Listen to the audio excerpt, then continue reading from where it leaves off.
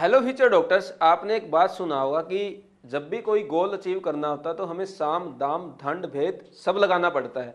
तो अब आप नीट एग्जाम की तैयारी कर रहे हैं और मैं इस वीडियो में आपको एग्जामिनर के भेद खोलते हुए तुक्का मारना सिखाऊंगा। देखो, वैसे तो तुक्का मारना गलत माना जाता है कि तुक्का नहीं मारना चाहिए, लेकिन फिर भी मैं क्यों सिखा रहा हूँ, इसके दो रीजन हैं। फर्स्ट रीजन ये है कि नीट एग्जाम में कंपटीशन बहुत ज़्यादा बढ़ गया है। यदि आप 1 मार्क्स भी इंप्रूव करते हो तो आपकी रैंक 1000 रैंक इंप्रूव हो जाती है। जैसे मान लीजिए आपका स्कोर 675 है, 625, और आपने स्कोर कर दिया 626, तो आपकी रैंक यदि 625 पे 13000 होगी तो 626 पे 12000 रैंक हो जाएगा। दूसरा, 2 मार्क्स इंप्रूव कर लिया तो रैंक 2000 से इंप्रूव हो जाती है। तो देखो, एक तुक्का यदि आपका सही लग गया तो आपको कितने मार्क्स से इंप्रूव हो जाएगा, 5 मार्क्स। आपकी रैंक कितना जंप कर जाएगी, 5000 से। और वैसा ही यदि एक तुक्का गलत लग गया तो -1, उससे रैंक कितना पीछे चला जाएगा, 1000 रैंक। तो इसलिए तुक्का मारना सही से आना चाहिए, या तो तुक्का मारो ही मत, मारो हो तो आपको कुछ आइडिया होना चाहिए। अब मैं इसलिए आपको ये बताने वाला हूँ, नीट एग्जाम में तुक्का ऐसे मारोगे तो आंसर 100% सही होगा। दूसरा रीजन क्या है कि देखो, आप हो, मैं हूं, या कोई भी है, जब एग्जाम देते हैं तो तुक्का मारने का लालच आ ही जाता है। और हर कोई एग्जाम में तुक्का मार के आता ही आता, चाहे वो 2 में मारे या 5 क्वेश्चन में मारे। अब तुक्का सही से मारना आना चाहिए और बेस्ट मेथड से मारना आना चाहिए, वो इसलिए मैं ये वीडियो बना रहा हूं। अब आप बोलोगे सर आप ही बेस्ट मेथड या प्रैक्टिकल मेथड कैसे सिखा सकते हो। मैंने मोर देन 7 ईयर टीचिंग किया है और अपने स्टूडेंट लाइफ में मैं IIT JEE, गेट और SSC 3 टाइम क्रैक कर चुका हूं। मतलब मोर देन 1 लाख क्वेश्चन मैंने फेस किए हैं। और जब टीचिंग करते थे तो हम एग्जामिनर की साइकोलॉजी को समझते हुए ऑप्शन सेट करते थे। तो हमें पता है कि एग्जामिनर क्वेश्चन के ऑप्शन सेट कैसे करता है और कैसे उनको एलिमिनेट करके हम लोग आंसर तक पहुंच सकते हैं यदि हमें कुछ समझ भी नहीं आता। तो इसलिए वही सब मेथड में इसमें डिस्कस करने वाला हूं। अब स्टार्ट करते हैं कि ये तुक्का है जो, इसमें हम क्या क्या डिस्कस करेंगे। तो फर्स्ट पॉइंट हमारा होगा OMR की साइकोलॉजी। सेकंड पॉइंट होगा option analysis of NEET 2019 and NEET 2020। यहाँ पे ये गलत लिखा हुआ, नीट 2020 है और 2019 है। थर्ड है तुक्का कब नहीं मारना चाहिए, और फोर्थ है तुक्का मारने का बेस्ट मेथड। अब आप बोलोगे सर ये OMR साइकोलॉजी और ऑप्शन एनालिसिस क्या आ गया।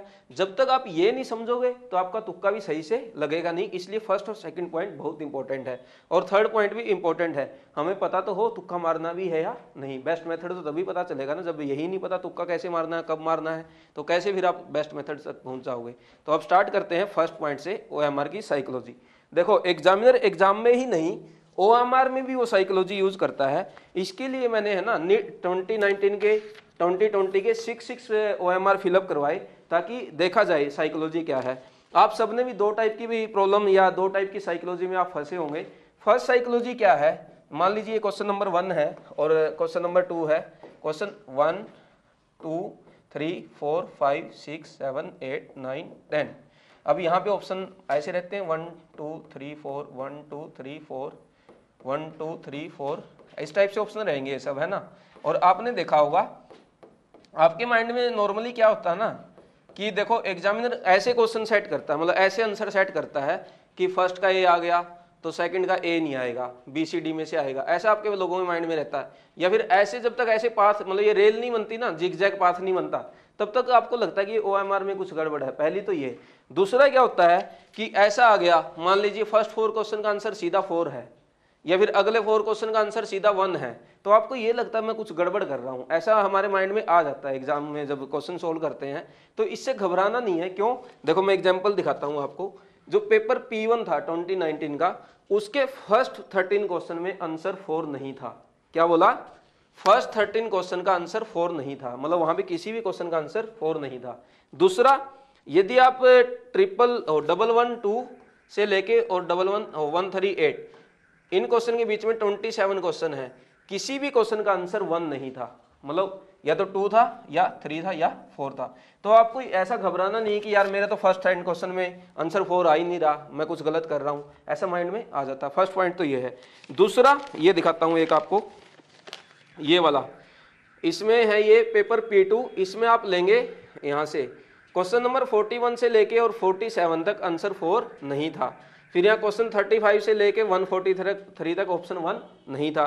तीसरा वो वाला साइकोलॉजी जहां पे आपको बहुत सारे ऑप्शन एक साथ आ जाते हैं आंसर में, ये है 2020 का E6 सेट। इसमें क्या है, क्वेश्चन नंबर 34 से लेके 40 तक सभी क्वेश्चन का आंसर 3 था। तो ये जिनके ये वहम रहता है ना कि जिग जैग पाथ है, वो वाला क्या हो जाता है, गड़बड़। इससे हम क्या करते हैं, जैसे मान लीजिए कई बार हम ऐसा भी साइड कर लेते हैं कि ऊपर वाले का आंसर ए है तो नीचे वाले में तुक्का मैं ए नहीं मारूंगा।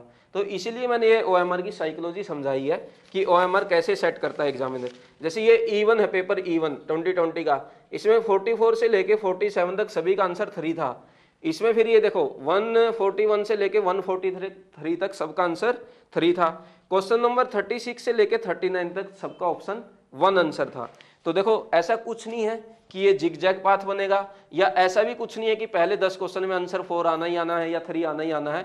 हो सकता है फर्स्ट 15 क्वेश्चन में वो आंसर 4 ना दे, तो आपको इससे घबराना नहीं है। ये एग्जामिनर साइकोलॉजी पकड़ता है बच्चों की, कि आधे बच्चे तो ऐसे ही घबरा जाएंगे मेरा 4 आंसर नहीं आ रहा, मैं कुछ गलत कर रहा हूँ, या फिर तुक्का मारेंगे तो 4 मतलब हमेशा ही 4 मारेंगे, या फिर ऐसे भी सेट इसलिए नहीं करता। कुछ बच्चे बोलते हैं सारे आंसर ए भर दूंगा, सारे आंसर बी भर दूंगा, सारे सी भर दूंगा, तो वो सब इसलिए समझ आ रही है ना बात, OMR की साइकोलॉजी क्यों समझना जरूरी है। नेक्स्ट है ऑप्शन एनालिसिस। आपने सुना होगा, ऐसी तुक्का मारने की वीडियो आप देखते रहते होंगे, कोई बोलता है कि आंसर ए और डी नहीं आता, कोई बोलता है कुछ साइकोलॉजी की बुक में ऐसा है, एग्जामिनर ऑप्शन ए और डी सेट नहीं करते। तो इसलिए मैंने इन OMR से ऑप्शन का एनालिसिस भी किया, ताकि आपको बता पाऊं कि रियल में क्या है। ये तो सब किताबी बातें हुई, प्रैक्टिकल क्या है। तो प्रैक्टिकल हम देखते हैं 2020 का पेपर। 2020 में मैंने E1 से लेके और E6 तक सेट का एनालिसिस किया, तो मैं उसमें मुझे मिला कि ऑप्शन 1 था वो 46 टाइम था। क्या था? Option 1 46 time, option B 45 time, option C 51 time और ऑप्शन 4 38 टाइम्स। तो यहाँ से साफ साफ दिख रहा है कि ऑप्शन 4 है वो सबसे कम टाइम आया, मतलब 38 टाइम्स ही आया। और यदि आप देखें E1 और E6 सब में 46 मतलब सबका सिमिलर है। कुछ बच्चों को ऐसा लगता है कि मेरे सेट में तो आंसर डी ज्यादा थे, मेरे सेट में तो आंसर ए ज्यादा थे, लेकिन ऐसा कुछ भी नहीं है। आप देखो E1 में भी 46 45 40 51 38 है, E3 में भी 46 45 51 38 है, E6 में भी 46 45 51 38 है, मतलब सभी सेट के आंसर सिमिलर थे। तो ऐसा भी नहीं है। अब चलो एक और देख लेते हैं, आपको बिलीव नहीं हो रहा होगा, 2019 का भी देख लेते हैं। एक से कैसे मान लें सर, 2019 में देखते हैं। ऑप्शन 1 33 से 32 टाइम्स, मतलब ये मेरे से गलती हुआ होगा काउंट करने में, अदरवाइज देखो 5 सेट में आंसर क्या है 32 टाइम्स है। ऐसा ही ऑप्शन 2 52 टाइम्स है, एक आधी ये मेरे से गलती हुआ काउंट करने में। ऑप्शन 3 में 52 टाइम्स है, ऑप्शन 4 में 43 से 44 टाइम, मतलब वही है 44 या 45, ये काउंटिंग में मिस्टेक है सब, है ना। तो यहाँ भी क्या है, सभी सेट में आंसर ऑप्शन 1 या ऑप्शन 2 ऑप्शन 3 ऑप्शन 4 सब क्या है सिमिलर थे। मतलब 32 टाइम्स था तो सब में 32 टाइम्स था। ऑप्शन 4 यदि 44 टाइम्स था तो सब में 44 टाइम था। ये हो गई मतलब ऑप्शन एनालिसिस। अब देखोगे इन एनालिसिस का बेनिफिट क्या हुआ, हमें देखा कि ऑप्शन बी और ऑप्शन सी ज्यादा टाइम तक आता है, मतलब ऑप्शन बी और ऑप्शन सी एग्जाम में ज्यादा मिलता है। तो एग्जाम में जब हम तुक्का मारना जाएंगे तो ए और डी में तुक्का थोड़ा सा कम मारेंगे। इस एनालिसिस का ये बेनिफिट है। अभी तो मैं और डिटेल में बताऊंगा तुक्का मारना, ये तो बस OMR साइकोलॉजी और ऑप्शन एनालिसिस से समझना है कि कैसे तुक्का, थोड़ा बहुत हिंट दे रहा हूँ। अब आगे फर्दर डिस्कस करते हैं। तो हम स्टार्ट करते हैं तुक्के वाली कहानी। फर्स्ट पॉइंट हम स्टार्ट करेंगे तुक्का कब नहीं मारना। क्यों? जब तक तुक्का कब नहीं, हमें ये नहीं पता चलेगा तुक्का मारना या नहीं मारना, तो बेस्ट मेथड कैसे बोल सकते हैं। तो तुक्का मारने का देखो फर्स्ट पॉइंट मैंने लिखा स्कोर। स्कोर का मतलब ये है, यदि आपका एम है, जैसे नीट एग्जाम में हम अपना टारगेट सेट करते हैं, किसी बच्चे का टारगेट है 600 और किसी बच्चे का टारगेट है 650। यदि आपने सोचा कि मेरा क्वेश्चन 165 हो चुका है तो आपको तो 150 ही सही करना है ना। 150 सही हो गया तो आपका स्कोर आ जाएगा 600, और आप 165 कर ही चुके हो। तो मैं ये कहता हूँ तुक्का मत मारो। क्यों? क्योंकि एक आध क्वेश्चन गलत हो गया तो आप 600 से नीचे चले जाओगे। ऐसे ही 650 है, यदि आप क्वेश्चन 170 कर चुके हो तो यहाँ पे कितना बनता है 680 स्कोर। एक आध गलत या 2-3 गलत हो भी गया तो आपका स्कोर कहाँ आ जाएगा 650 पे आ जाएगा, कोई प्रॉब्लम नहीं है। तो यहाँ भी मैं ये बोलता हूँ तुक्का मत मारो। ये मतलब कहने का पर्पज ये है, यदि आपका एम अचीव हो रहा है तो वहाँ पे तुक्का नहीं मारना चाहिए, ठीक है। ये स्कोर का मतलब हो गया। सेकंड पॉइंट है डोंट अंडरस्टैंड, मतलब हमें समझ ही नहीं आया। कुछ बच्चे क्या करते हैं, अपना पेन ऐसे पकड़ते हैं एग्जाम में और ऐसे आंख बंद करेंगे, जय माता दी, जहां पेन गिरा सी पे गिरा तो सी आंसर, बी पे गिरा तो बी आंसर। तो ऐसा नहीं करना। कुछ बच्चे करते हैं अक्कड़ बक्कड़ बॉम्बे वो, और गिने गिनाए पूरे से, जहां पेन टिका आंख बंद करके ए पे टिका तो ए को फिल कर दिया, बी पे टिका तो बी फिल कर दिया। ये भी नहीं करना। जब तक हमें क्वेश्चन का थोड़ा बहुत भी समझ नहीं आ रहा उस क्वेश्चन में तुक्का हम नहीं मारेंगे। ये हो गया डोंट अंडरस्टैंड। अब आगे चलते हैं नेक्स्ट पॉइंट पर। नेक्स्ट पॉइंट क्या है, तुक्का मारने का बेस्ट मेथड देखो, तुक्का तो तब मारेंगे ना जब हमें क्वेश्चन समझ आ जाएंगे। नीट एग्जाम में नॉर्मली 3 टाइप के क्वेश्चन आते हैं। एक आते हैं एमसीक्यू, कौन से एमसीक्यू, दूसरा मैच द कॉलम और तीसरा स्टेटमेंट वाले। इन दोनों की साइकोलॉजी हम अलग अलग तरीके से समझेंगे, तभी तुक्का सही मार पाएंगे। अच्छा, एक पॉइंट और है कि तुक्का आपको कितने मारने हैं, ये भी इंपॉर्टेंट पॉइंट है कि 5 में मारूं 10 में मारूं। मेरे अकॉर्डिंग यदि आप तुक्का मारने जा रहे हो, कम से कम आप 10 क्वेश्चन में तुक्का मार के आओ। कितने में? 10 क्वेश्चन में। इसका फायदा क्या होगा, मान लीजिए आपके 2 रॉन्ग हुआ, दो सही हुआ, तो कितने मार्क्स आ गए? 8 आ गए। और रॉन्ग कितने हो गए? -8। आंसर कितना बना, मतलब मार्क्स कितना आया? 0। मतलब 10 क्वेश्चन में यदि तुक्का मारोगे और मेरे वाली टेक्निक से मारोगे, 2 क्वेश्चन तो हमेशा सही होंगे, मतलब 0 से कम कभी नहीं जाएगा। ठीक है, यदि आप 3 में तुक्का मारते हो और 3 सही हो गए, 10 में तुक्का मारते हो, कितना हो गया भाई? 3 × 4 12 -7, कितना मार्क्स आ गया? 5 मार्क्स। यदि आपके 10 क्वेश्चन में से 3 सही हो गया, मतलब यदि 30% प्रोबेबिलिटी भी आपकी सही आ गई, तो आपके मार्क्स कितने आने वाले हैं? 5 मार्क्स। और 5 मार्क्स का मतलब है 5000 रैंक से इंप्रूव हो जाना। यदि 4 मार्क्स सही, 4 क्वेश्चन सही हो गया, 16 - 6 10 मार्क्स, मतलब 10,000 रैंक ऊपर चली जाएगी। समझ आ रही बात?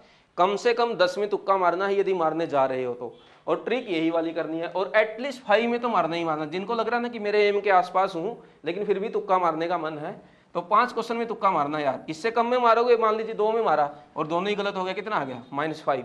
मेरी टेक्निक से यदि तुक्का मारोगे, आप प्रोबेबिलिटी है 60 to 70% सही होने की। 60 to 70 का मतलब है 10 क्वेश्चन में से 6 का सही होना। और 6 × 4 करोगे, कितना हो गया? 24 माइनस कितना हुआ? 4, कितने मार्क्स आ गए? 20 मार्क्स से इंप्रूव होने का मतलब क्या है? समझ रहे हो कितनी रैंक ऊपर चली जाएगी? इसलिए बोलता हूं ये टेक्निक फॉलो करोगे, 60 to 70% आंसर सही आएगा। लेकिन कम से कम तुक्का किस में मारना है? 10 में या 5 में। अब नेक्स्ट पॉइंट डिस्कस करते हैं कि तुक्के मारने की टेक्निक क्या है। देखो, अब है नॉर्मल एमसीक्यू। नॉर्मल एमसीक्यू में भी 3 टाइप के क्वेश्चन हैं। आपने देखा होगा कुछ क्वेश्चन में सभी ऑप्शन डिफरेंट दिखते हैं, किसी किसी में देखा होगा 2 या 3 ऑप्शन सिमिलर दिखते हैं, और या फिर 3 ऑप्शन सिमिलर, एक बिल्कुल ऑड ऑप्शन। तो इनके बेस पे हम तुक्का मारेंगे। ठीक है, स्टार्ट करते हैं फर्स्ट क्वेश्चन से। इन्हीं का मतलब समझाऊंगा आपको कैसे है। देखो ये क्वेश्चन देखो आप, इसके ऑप्शन को देखो आप। अच्छा, आया नहीं ना नीचे अभी? 1 मिनट, इसको नीचे कर लेते हैं। हाँ, अब मैं क्वेश्चन नहीं दिखा रहा, मैं आपको ऑप्शन दिखा रहा हूँ बस। कितने ऑप्शन है भाई? 4 ऑप्शन है। ये 67, ये 80, ये 33, ये 50। क्या कोई रिलेशन है क्या? सभी ऑप्शन क्या हो गए? डिफरेंट हो गए। तो जब भी चारों ऑप्शन डिफरेंट होंगे हमें तुक्का नहीं मारना। क्या बोला? जब भी चारों ऑप्शन डिफरेंट होंगे तुक्का अवॉइड करेंगे। क्या करेंगे? इसमें तुक्का अवॉइड करेंगे। ठीक है, नेक्स्ट इसमें देखो ये वाला क्वेश्चन, इसमें क्या सिमिलरिटी है? देखो 4 ऑप्शन है, फिर ये नीचे रह गया एक, कर लेते हैं दोबारा। हाँ, यहाँ देखो, अब first option 3/2, first option 3/2, second 5/3, third 27/8, fourth 9/4। इसको यदि ध्यान से देखिए 3/2 का क्या है? क्यूब लिखा हुआ है, और ये 3/2 का स्क्वायर लिखा हुआ है, मतलब ऑप्शन 2 हमारा ओड है, मतलब ये सबसे अलग है। तो इसमें कितने ऑप्शन सिमिलर हो गए? 3 ऑप्शन सिमिलर है। कितने ऑप्शन सिमिलर है? 3 ऑप्शन सिमिलर है। तो 3 ऑप्शन सिमिलर हो तब भी ऑप्शन मतलब अवॉइड करो फिजिक्स में। किस में अवॉइड करो? फिजिक्स में। केमिस्ट्री का बताऊंगा अलग से। देखो यहाँ पे क्या करेंगे? अवॉइड करना चाहिए तुक्का मारना। हो सकता है क्या पता यही आंसर हो सकता है यही, अभी 3 की प्रोबेबिलिटी है, तो यहाँ भी तुक्का नहीं मारेंगे। तुक्का तब मारेंगे जब हमें 2 ऑप्शन में सिमिलरिटी दिखेगी या फिर एक ओड ऑप्शन दिखेगा। ओड ऑप्शन कहाँ? केमिस्ट्री में, फिजिक्स में नहीं। ओड ऑप्शन जब केमिस्ट्री में दिखेगा तब तुक्का मारेंगे, और जब 2 ऑप्शन सिमिलर दिखेंगे, चाहे वो फिजिक्स में हो चाहे वो केमिस्ट्री में हो। बायो में ऑलमोस्ट सिमिलर ऑप्शन नहीं आते हैं, तो वहाँ बायो में तो वैसे भी आप कर ही लेते हो। मेन प्रॉब्लम फिजिक्स और केमिस्ट्री की है। तो यहाँ आप देखो आप कैसे मारेंगे तुक्का। इस क्वेश्चन को पढ़ो, reaction between benzaldehyde and acetophenone in presence of, कुछ भी लिखा हुआ हमें कोई मतलब नहीं है। ठीक है, यहाँ लिखा है क्रॉस कैनिजारो रिएक्शन, यहाँ लिखा है क्रॉस अल्डोल कंडेंसेशन, यहाँ लिखा है अल्डोल कंडेंसेशन, और यहाँ लिखा है कैनिजारो रिएक्शन। अब ये दोनों ऑप्शन में क्या आ रहा है? क्रॉस क्रॉस आ रहा है, मतलब ये सिमिलर से ऑप्शन है। ठीक है, यहाँ पे है ना पॉइंट, देखो 2 रिएक्शन है, अल्डोल या कैनिजारो। अब बोलोगे सर ये दोनों भी तो सिमिलर है। बेटा डिफरेंस यहाँ नहीं करता, वो क्या करता है? देखो यहाँ डिफरेंस किया है, इन दोनों में होगा डिफरेंस, या तो कन्फ्यूजन यहाँ होगा या फिर कन्फ्यूजन यहाँ पे होगा। आपको ऐसा कन्फ्यूजन नहीं आएगा कि अल्डोल और कैनिजारो, इतना पता चल जाएगा तो आंसर ही आ जाएगा। कन्फ्यूजन यहाँ आएगा। ठीक है, अब तुक्का मारना कैसे? जब दोनों ऑप्शन सिमिलर आ जाए, यदि देखो या तो ए बी ऑप्शन में डाउट होगा, या बी सी में होगा, या सी डी में होगा। देखो ऐसे बनेंगे ऑप्शन, या तो ए बी में डाउट होगा, या ए और सी में डाउट होगा, या ए और, इसको ध्यान से समझना यही है ट्रिक, या ए और डी में डाउट होगा, फिर या बी और सी में डाउट होगा, या फिर बी और डी में डाउट होगा, या फिर सी या डी में। इसके अलावा आपके डाउट नहीं बनेंगे, ये बस ये 6 ही टाइप के डाउट बनते हैं, ठीक है। जब A B A C A D में डाउट है तो तुक्का किसको मारेंगे, बी सी डी को, मतलब पीछे वाले को। क्या बोला, A B A C A D में डाउट है तो पीछे वाले को तुक्का मारो, बी सी बी डी में डाउट है तो आगे वाले को तुक्का मारो, मतलब बी को टिक कर दो। ये मैं किस पे बेस पे बोल रहा हूँ, जो हमने ऑप्शन एनालिसिस किया था। क्यों, क्योंकि बी और सी ऑप्शन ज्यादा आते हैं, ठीक है। और सी डी में डाउट है तो किसको तुक्का मारो, सी को चूज करो। समझ आ गई बात, मतलब ए बी ए वालों में है तो ए को चूज नहीं करना, बी में डाउट है, बी सी बी डी में डाउट है तो किसको चूज करेंगे, बी को, और सी डी में डाउट है तो किसको चूज करेंगे, सी को। अब देखो यहाँ इस क्वेश्चन में कहाँ डाउट आया, ए और बी में, तुक्का कहाँ मार देंगे भाई, बी को। इस क्वेश्चन का आंसर भी क्या था, बी था। ये 2020 का पेपर था, ठीक है। तो इस टाइप से तुक्का मारना है बस। ये क्वेश्चन देखो, अब एक होता है हमें कॉमन क्वेश्चन फाइंड, मतलब कॉमन आंसर फाइंड आउट करना है। क्या करना है, कॉमन। कॉमन कैसे, जैसे ये क्वेश्चन है, इसमें क्यू लेस देन 0, इसमें क्यू ग्रेटर देन 0, इसमें क्यू दोनों ही क्या हो गए, 0 हो गए, तो या तो आंसर 3 होगा या 4 होगा। अब टी पे चलो, t इज इक्वल टू 0, यहाँ भी क्या है, t इज इक्वल टू 0 है, मतलब t हमेशा 0 होगा। सही बात है, यहाँ ये दोनों तो नहीं होंगे, क्यों, बिल्कुल अलग अलग दिया, 2 ऑप्शन में तो यही कंफ्यूजन है ना। यहाँ क्या दिया, w is equal to 0, w is equal to 0, मतलब मोस्ट कॉमन कहाँ है, जहाँ पे देखो यहाँ भी 0 है, यहाँ भी 0 है, ये दोनों तो अलग अलग हो गया ना। फिर w is equal to 0 less than 0 नहीं करेंगे, जैसे मैंने q को सिलेक्ट किया था। तो ज्यादा कॉमनलिटी कहाँ आ रही है, ये दोनों ऑप्शन देखो, t is equal to 0, w is equal to 0, वो कहाँ आएगा, t is equal to 0, w is equal to 0 कहाँ आ रहा है, 1 और, मतलब ए और सी में। तो चूज किसको करेंगे, ए और सी में, बताओ भाई, इसको चूज करना है, सी को। आंसर क्या हो जाएगा, आंसर हमारा तुक्का में यही था। कॉमन समझे ना, delta T is equal to 0, w is equal to 0, delta T is equal to 0, w is equal to 0, 2 common थे, तो डाउट हमारा यही बनता है, और यही बनता है तो हमारा आंसर सी बनता है। क्यों, ए और सी में किसको चूज करना है, सी को। ये ऑप्शन देखो, ये क्वेश्चन अच्छा है। अब मुझे नहीं पता क्या क्वेश्चन दिया है, हमें बस ऑप्शन पता है। ऑप्शन में देखो, ये 3 डिग्री, ये 1 डिग्री अमाइन, ये कैसा अमाइन भाई, ये 2 डिग्री, ये 2 डिग्री। अब ऑर्गेनिक के क्वेश्चन दिया है, या तो 2 डिग्री एक जैसा काम करेंगे, कार्बाइल अमाइन टेस्ट पूछ रहा है, या तो ये दोनों ही दे देंगे या दोनों ही नहीं देंगे। और मल्टीपल चॉइस क्वेश्चन है, 2 आंसर हो नहीं सकते, तो ना तो बी होगा और ना ही डी आंसर होगा। डाउट किस में आ गया, ए और सी में, किसको तुक्का मार देंगे, सी को। आंसर भी इस क्वेश्चन का क्या है, C. Primary amine carbylamine test देते हैं, तो कर लोगे ना। इस टाइप से तुक्का मारोगे तो प्रोबेबिलिटी आपकी बढ़ जाएगी। ये नहीं बोल रहा हमेशा सही होगी, गलत भी हो सकता है, लेकिन 60 to 70% क्वेश्चन सही हो गया तो बहुत ज्यादा पॉजिटिव आ जाएगा, ठीक है। नेक्स्ट है ये वाला, इसमें देखो सभी में √2 तो है ही है, √2 सब में है, ये अभी तक हम एलिमिनेट नहीं कर पाए। आगे क्या है, इसमें n², इसमें n, इसमें n², इसमें n, अभी भी सभी में सिमिलर है। फिर आ गया पाई पाई पाई, यहाँ पाई², इसको हटाओ, ज्यादा सिमिलरिटी ए सी डी में बन रही है। लास्ट में क्या है, d², यहाँ पे क्या है, d, तो क्या इसको भी हटाओ, क्यों, अलग आ गया, सिमिलरिटी कहाँ है, d² की ज्यादा है। अब किस में डाउट आ गया, ए और डी में।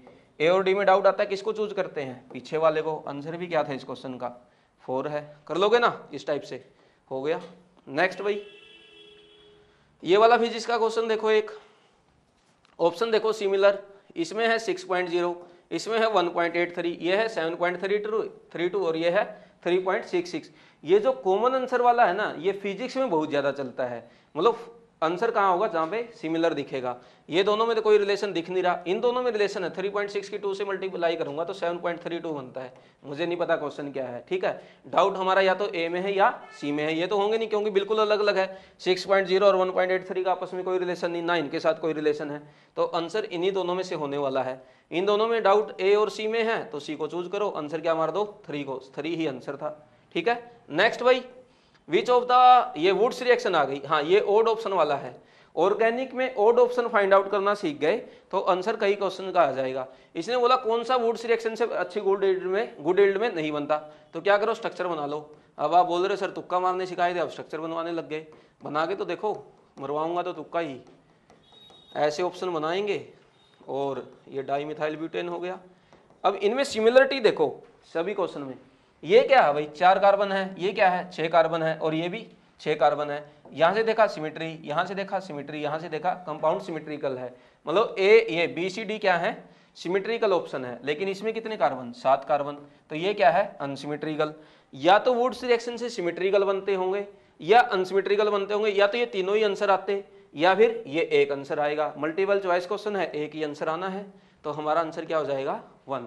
जिसको वुड्स रिएक्शन की हवा भी नहीं पता थी उसने भी आंसर 1 कर दिया होगा, जिसने ये तुक्का मारने की टेक्निक पहले से आती होगी। नेक्स्ट ऑप्शन देखो, बोल रहा कौन सा नाइट्रो कंपाउंड नाइट्रस एसिड के साथ रिएक्शन करेगा। अब ये फर्स्ट वाला देखो, NO2 कैसे कार्बन से जुड़ा, 1 डिग्री कार्बन से, ये कितने से जुड़ा है 1 डिग्री कार्बन से, ये कितने से जुड़ा है 3 डिग्री कार्बन से, और 4 भी कितने से जुड़ा है 1 डिग्री कार्बन से। सारे देखो 3 तो जुड़े हैं 1 डिग्री कार्बन से और एक जुड़ा 3 डिग्री से। या तो आंसर ये वाला होगा या फिर ये तीनों रिएक्शन देते होंगे। ऐसा तो हो नहीं सकता कि एक 1 डिग्री देते दूसरा 1 डिग्री ना दे, ऐसा ही होगा ना भाई। ऑर्गेनिक की रिएक्शनों में क्या होता है, या तो सारे देते हैं या एक भी नहीं देता। तो यहाँ तीनों 1 डिग्री वाले, या तो ये तीनों देते या फिर बीच वाला देगा। हमें पता है मल्टीपल चॉइस है, एक आंसर सही होना। आंसर क्या मारेंगे, तुक्का सी को मार देंगे। और इस क्वेश्चन का आंसर भी क्या था, सी ही आंसर था। ठीक है, नेक्स्ट अब आगे मैच द कॉलम की बारी। मैच द कॉलम में भी हमें कंफ्यूजन आते हैं बहुत, लेकिन बहुत इजी क्वेश्चन होते हैं। एक भी ऑप्शन पता चल जाता है तो आंसर आ जाता है, लेकिन फिर भी डाउट आ रहा है तो मैं बता देता हूँ। कभी भी आंसर 1 2 3 ऐसा कुछ लिखा ना, 1 2 3 4, ये वाला देखो ऐसे रोमन में लिखे रहते हैं 1 2 3 4, या फिर ऐसा लिखा 4 3 2 1, ऐसा लिखा तो ये कभी भी आंसर नहीं होगा। कंटिन्यूस लाइन में लिखा 4 3 2 1, बहुत रेयर चांस है कि आंसर होगा, 10% चांस है। क्या है, 10% चांस है कि आंसर होगा। दूसरा क्या करना है, ऐसे लिखे होते हैं ना ABCD, 2 के नीचे यदि 2 लिखा है, C के नीचे यदि 3 लिखा है, D के नीचे 4 और A के नीचे 1, ऐसा भी आंसर सही नहीं होगा। ऐसा भी लिख सकता है A के नीचे 3 लेकिन B के नीचे 2, C के नीचे 4 और D के नीचे 1। इसमें आंसर देखो B के नीचे 2 लिख दिया, मतलब ये आंसर होने के चांस कम है। दो ही टेक्निक लगानी है, 1 2 3 4 और 4 3 2 1 नहीं होगा, और B के नीचे 2, C के नीचे 3, D के नीचे 4, वो भी ऑप्शन हमारा नहीं आंसर होगा। देखो ऐसी टेक्निक लगाने से एक दो ऑप्शन एलिमिनेट हो जाएंगे और उसके बाद जिस बच्चे ने 12 महीने पढ़ा होगा उसको याद आ ही जाएगा। मेरा काम ये है आपको ऑप्शन एलिमिनेट कराना, आंसर तक पहुंचना आपका काम है। देखो आपको तो थोड़ा बहुत आती होगी ना बायो, मुझे नहीं आती, लेकिन मैं वही टेक्निक लगाऊंगा। 3 2 1 4, 1 2 3 4 4 3 2 1 वाला तो नहीं है, लेकिन B के नीचे 2 लिखा है, मतलब आंसर नहीं आएगा। इसमें देखो 3 4 2 1, ये आंसर में आ सकता है। ऑप्शन में 2 4 3 1, यहाँ में क्या हो गई गड़बड़, C के नीचे 3 लिख दिया, आंसर नहीं बनेगा। और देखो 3 2 4 1, इस क्वेश्चन में क्या होगा, वो भी इसमें सिमिलरिटी। वैसे तो देखो 4 वाले में B के नीचे 2 लिखा, कट गया, आंसर हमारा सेकंड हो जाएगा। आ गया आंसर, इस क्वेश्चन का आंसर 2 ही है। इस टाइप से तुक्का मारेंगे। ये क्वेश्चन देखो, ये भी मुझे नहीं आता, बायो का क्वेश्चन, केमिस्ट्री का मास्टर और बायो पढ़ा रहा है। इसमें देखो 1 3 2 4, 3 1 2 4, देखो 2 में 4 आ गया, D के नीचे दोनों ही आंसर नहीं हो सकते। इसमें देखो 3 1 4 2, 3 4 1 2, बताओ भाई कुछ हो रही है क्या, गड़बड़ एलिमिनेट हो रहा है क्या, नहीं हो रहा। तो तुक्का मारना है, C और D में से किसको चूज करेंगे, C को। आंसर भी क्या है, C ही हमारा आंसर है। आंसर क्या हो जाएगा, C आ जाएगा। और ध्यान रखना फर्स्ट का आंसर क्या होगा, 3 या 4 में से होगा नॉर्मल मैक्सिमम टाइम। 2 और 1 होने के बहुत कम चांस है। एग्जामिनर क्या करता है, ऐसे ABCD लिखा रहेगा ना, 1 2 3 4, A को 3 और 4 से मिलाने की कोशिश करता है, B को 3 या 4 से मिलाने की कोशिश करता है, और C और D को इधर मिलाने की कोशिश करता है। तो जहाँ पे 1 में ऑप्शन 3 और 4 है ना, जैसे इसमें देखो यहाँ पे 1 में क्या दिया है, 3 दिया है, 3 दिया है, 3 दिया है, तो चांसेस थे कि इनमें से आंसर आने के। लेकिन इनमें से सही कौन सा आएगा वो आपको देखना है, कैसे, तुक्का मार के। ठीक है, जैसे मैंने बताया। फिर देखो एक दो ऑप्शन एलिमिनेट हो गए ना, अपने आप ही समझ जाओगे कि आंसर क्या आने वाला है। इतना जरूरत भी नहीं पड़ेगी जितना बता रहा हूँ, बस ये तो मैं एलिमिनेट करना सिखा रहा हूँ आपको। यहाँ देखो बी का ऑप्शन क्या, देखो ये मेरे प्रैक्टिकल मेथड है, मैंने ऑब्जर्वेशन से किया, ऐसा नहीं कि कहीं बुक में लिखे हुए थे, और हो सकता है कभी गलत भी हो जाए, लेकिन 60 to 70% सही चलेगा। और 60 to 70% तुक्का सही हो जाता है ना, तो हमेशा ही 10 क्वेश्चन के तुक्का मारने से 20 मार्क्स या 15 मार्क्स आ जाएंगे। और 15 मार्क्स का इंपॉर्टेंस नीट एग्जाम में आप समझ रहे हो, ये नहीं होगा। इसमें देखो C के नीचे 3 लिख दिया, D के नीचे 4, ये भी नहीं होगा। यहाँ देखो D के नीचे 4 लिख दिया, ये भी नहीं होगा। आंसर इस क्वेश्चन का क्या है, D, और D ही इस क्वेश्चन का आंसर है। नेक्स्ट, मुझे नहीं पता बायो के क्वेश्चन है ये, मुझे नहीं आती बायो, लेकिन मुझे आंसर निकालने आते हैं। इसमें देखो बी के नीचे 2 लिख दिया, नहीं हो सकता आंसर। यहाँ देखो सी के नीचे 3 लिख दिया, नहीं हो सकता। यहाँ देखो 3 4 1 2 बिल्कुल सही लिखा हुआ है, आंसर सी और डी में से आना चाहिए। 4 3 2 1 लिखा है, देखो हमारे कॉन्सेप्ट के अकॉर्डिंग 4 3 2 1 क्या है, ये आंसर नहीं हो सकता। हम क्या मार के आएंगे, सी। लेकिन इस क्वेश्चन का आंसर सी नहीं था, इस क्वेश्चन का आंसर क्या था, डी था। तो कभी कभी एग्जाम में भी ऐसा होगा, मैंने पहले ही बोला है 1 2 3 4 4 3 2 1 इसके आंसर आने के चांसेस कितने हैं, 10%। तो ये आंसर हमारा गलत हो जाता है यदि हम सी मार के आते। इसका आंसर क्या था, डी। तो ये आपको एक मैं पहले ही बता रहा हूँ, कभी कभी गलत होंगे भी। तो इस टाइप से हमने देख लिया। स्टेटमेंट वाले 4-5 क्वेश्चन आते हैं, उसका बताने की जरूरत नहीं है। आई होप आपको वीडियो अच्छा लगा होगा। जो तुक्का मारने की टेक्निक है, यदि आपकी खुद की है और सही लगता है तो कोई प्रॉब्लम नहीं है, आप उसी से मारो। मैंने एवरेज बच्चे को बताया जिसको तुक्का मारना नहीं आता। और जब भी आप पेपर अटेम्प्ट करते हो, क्वेश्चन करते टाइम ऐसे लिख लिया करो, जैसे आपने कोई क्वेश्चन अटेम्प्ट किया तो उसके आगे ऐसे लिख दिया करो टी टी टी, जिसमें तुक्के मारे हैं, ताकि आपको याद रहे यार मैंने 15 क्वेश्चन में तुक्का मारा था। और एग्जाम के बाद वो एनालिसिस करो कि मेरा 11 में सही हुआ, 4 में सही हुआ, अगले एग्जाम में 15 में तुक्का मारा था, 5 में सही हुआ, 10 में गलत हुआ। तो एनालिसिस आपको पता होना चाहिए यार मेरे तुक्के सही जाते भी है या नहीं जाते। तुक्के गलत जाएंगे तो फिर मारने का फायदा नहीं है। मतलब आपको तुक्का मारने का मेथड, आप एग्जामिनर की साइकोलॉजी को नहीं समझ रहे हो। समझ आ गई बात? तो इस टेक्निक से तुक्का मार के आओगे, नीट एग्जाम में माला माल हो जाओगे। लेकिन आपको बिलीव करना पड़ेगा और इस तुक्का मारने की प्रैक्टिस करनी पड़ेगी। मेरी प्रैक्टिस हो चुकी है। यदि आपको तुक्का मारना है तो इसको फॉलो करिए। और कुछ गलतियां होती हैं कभी कभी हमसे, कैसे तुक्का नहीं मारना चाहिए, हो सकता है मैं वो वीडियो भी बना दूं एक, कि तुक्के मारते टाइम ये गलतियां ना करें, वो बहुत कॉमन मिस्टेक है। ठीक है, वीडियो अच्छा लगा तो लाइक करें, शेयर करें, और बच्चों अभी तक चैनल सब्सक्राइब नहीं किया तो सब्सक्राइब करें। और बीवाइज क्लासेज पर free of cost complete chemistry का रिवीजन कराया जा चुका है, कराया जा रहा है। जो 11:30 पर लाइव क्लास करते हैं। इनऑर्गेनिक का क्लास हुआ था 4 सितंबर को, फिजिकल का क्लास होगा 6 सितंबर को, और ऑर्गेनिक का क्लास होगा 7 सितंबर को। तो आप बीवाइज क्लासेज के चैनल को सब्सक्राइब करें और वीडियो को लाइक करें, शेयर करें, और कोई डाउट है कमेंट करके पूछ लें। Thank you very much.